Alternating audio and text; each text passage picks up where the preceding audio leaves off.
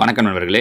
ஏற்கனவே நம்ம 2023ல் டிஎன்பிஎஸ்சியில் கேட்டிருந்த எல்லா கொஷின்ஸையும் ஏறக்குறைய ஒரு 500, 550 கேள்விகளை டாபிக் வைஸாக பார்த்துட்டு இருந்தோம். அந்த வகையில் 2022ல் கேட்டிருக்கக்கூடிய டிஎன்பிஎஸ்சி கொஷின்ஸையும் டாபிக் வைஸாக பார்த்துட்டு வரோம். ஸோ அதில் வால்யூம் டாப்பிக்கில் 2022ல் அவங்க கேட்டிருந்த கொஷின்ஸோட ஃபஸ்ட்டு பார்ட்டு தான் இப்போ நம்ம பார்க்க போகிறோம். இதில் பாருங்கள், ஒரு கோள வடிவ பலூனில் காற்று உந்தப்படும் பொழுது அதன் ஆரம் 12 சென்டிமீட்டரிலிருந்து 16 சென்டிமீட்டராக உயர்கிறது. இரு புறப்பரப்புகளின் விகிதம் காண்க அப்படின்னு கேட்டிருக்காங்க. ஆரம் கொடுத்துருக்காங்க. ஆரம் 12லிருந்து என்னவா மாறுது அப்படின்னா 16ஆக மாறுது. ஃபஸ்ட்டு இதை நம்ம அவங்க விகிதம் தான் கேட்டிருக்காங்கன்றதால ரேஷியோவில் எடுத்துக்கலாம். கேன்சல் பண்ண முடியும்னா பண்ணிவிடுங்க. இங்கே பாருங்கள், 4ஆம் வாய்ப்பாட்டில் அடிக்கலாம். 3 12 4 16 கரெக்டாக. அவங்க கேட்டிருக்கிறது பரப்பு, புறப்பரப்புகளுடைய விகிதம். பரப்புகளுடைய விகிதம் கேட்குறாங்க அப்படின்னா கொடுத்த நம்பரை என்ன பண்ணுறீங்க அப்படின்னா ஜஸ்ட்டு ஸ்கொயர் பண்ணுறேங்க.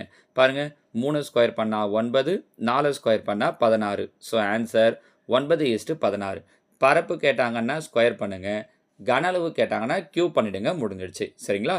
So answer 9:16.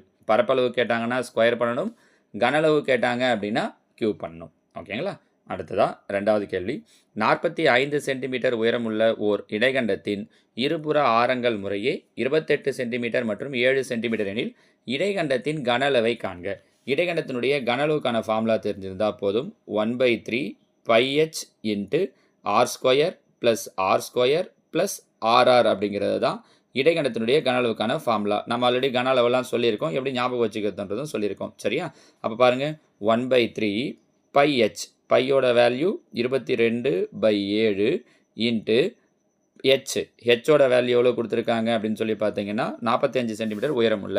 அப்போ ஹெச்சோட வேல்யூ 45 இன்ட்டு ஆர் ஸ்கொயர் ஒவ்வொன்றா கண்டுபிடிக்கலாம். கேபிட்டல் ஆர் ஸ்கொயர் 28 ஸ்கொயர் பண்ணோன்னா 784, ஸ்மால் ஆர் ஸ்கொயர் 7 ஸ்கொயர் பண்ணோன்னா 49, ஆர்ஆர் 28ஐயும் 7ஐயும் பெருக்கணும் அப்படின்னா 196. இது மூணுத்தையும் கூட்டி தான் இங்கே எழுத போகிறோம். கரெக்டாக? இது மூணுத்தையும் கூட்டினோன்னா என்ன கிடைக்குதுன்னா 1029. கேன்சல் பண்ண முடியுமா அப்படின்னு பார்க்குறேன். பாருங்கள், 1 3 3 3 9, மீதி 1, 4 3 12, 3 9, 343. 7ஆம் வாய்ப்பாட்டில் கேன்சல் பண்ணலாம். பாருங்கள், 1 7 7, 4 7 28, மீதி 6, 9 7 63. அப்போ மீதி இருக்கிறது 22 பெருக்கல் 45 பெருக்கல் 49. மொத்தத்தையும் பெருக்கிறோம் அப்படின்னா 48,510 கிடைக்கும். So answer option A 48,510. இது ஒரு மெத்தட். இந்த மாதிரி ஃபார்முலா அப்ளை பண்ணி அதுக்கப்புறம் ஆன்சர் என்ன அப்படின்னு சொல்கிறது. ஆனால் நம்ம ஏற்கனவே வால்யூமுக்கு ஒரு ஷார்ட்கட் ஒன்று சொல்லியிருக்கோம் முன்னாடி, இந்த 2023 வீடியோஸ் போடும்போது. அதில் கவனிச்சிங்கன்னா தெரிஞ்சோம், இந்த இடைக்கண்டம் இல்லை இது மாதிரி முப்பரிமாண வடிவங்கள் அவங்க கேட்குறாங்க.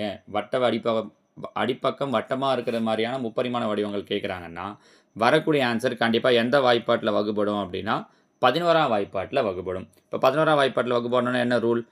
இருக்கிற நம்பரில் 1/8 ஒரு நம்பரை ஆட் பண்ணணும், அதே மாதிரி மீதி இருக்கிற 1/8 ஒரு நம்பரை ஆட் பண்ணணும்.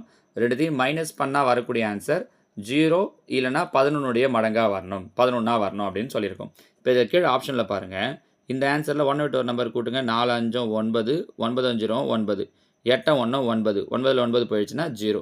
ஆனால் இங்கெல்லாம் பாருங்கள், 4 5 9, 9 1 10, 8 0 8, 10ல் 8 போயிடுச்சுன்னா 2ன்னு வருது. 0வோ இல்லை 11 மடங்கோ வரல, இது கிடையாது. 4 1 5, 5 5 10, 10ல் 8 போயிடுச்சுன்னா 2, இதுவும் வரல. 4 5 9, 9 1 10, 8 1 9, 9 போயிடுச்சுன்னா மீதி 1, 0வோ 11 வரல. அப்போ இதுவும் கிடையாது. ஸோ நம்ம டக்குன்னு ஆன்சர் என்ன முடிவு பண்ணலாம்னா இந்த மாதிரி பார்த்து கூட 48,510 தான் முடிவு பண்ணலாம். நம்ம புரியுதா? மெத்தடாக போட்டு அவ்வளோ தூரம் சொல்லாமல் ரொம்ப சிம்பிளாக இந்த மாதிரி கூட முடிவு பண்ண முடியும். சரிங்களா? அடுத்ததாக 3வது கேள்வி.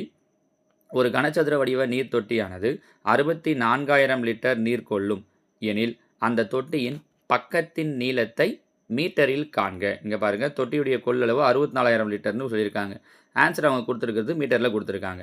ஸோ லிட்டரை முதல்ல மீட்டர் கியூபாக மாற்றணும் அப்படின்னா ஒன்றும் இல்லை, இந்த 3 0 விட்டிங்கன்னா போதும். ஸோ 64. இது வந்து கன அளவு, ஏன்னா கொள்ளளவு கொடுத்துருக்காங்க இல்லையா? கொள்ளளவு, கொள்ளும் அளவு அப்படிங்கிறது கன அளவு. கன அளவுன்னா கனசதுரத்தினுடைய கன அளவுக்கு ஃபார்முலா ஏ கியூப்.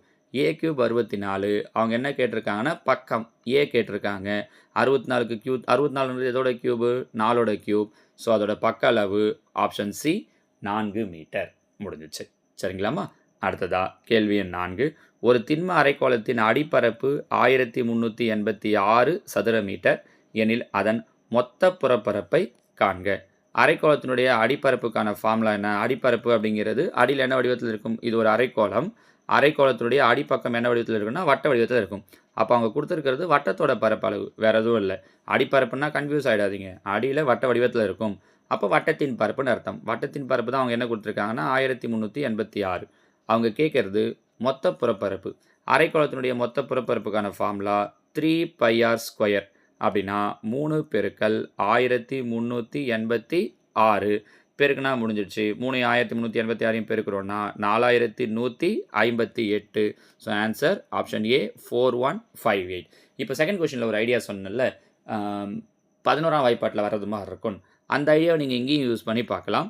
ஆனால் விஷயம் என்ன அப்படின்னு இதில் 4158 மீட்டர் கியூப். இதில் இன்னொரு விஷயம் சொல்லிடுறேன் பாருங்களேன். நாம் கண்டுபிடிச்சிருக்கிறது புறப்பரப்பு. பரப்பு எப்பவுமே யூனிட் என்ன கிடைக்கும் அப்படின்னா மீட்டர் ஸ்கொயரில் கிடைக்கும். கரெக்டாக சென்டிமீட்டர் ஸ்கொயர் இல்லை மீட்டர் ஸ்கொயர். கன அளவு தான் மீட்டர் கியூப் இல்லை சென்டிமீட்டர் கியூப்னு கிடைக்கும். இப்போ நம்ம ஆப்ஷன் ஏ சொன்னோம்ல, அவங்க அதிலே அழகாக ஒரு தப்பு வச்சுருக்காங்க பாருங்கள். கன அளவில் மீட்டர் கியூப் அளவில் மீட்டர் கியூப்னு வச்சுருக்காங்க. புறப்பரப்புன்றதால மீட்டர் கியூப் வராது. ஸோ பார்த்த உடனே இந்த ஆன்சர் கிடையாதுன்னு சொல்லிடலாம்.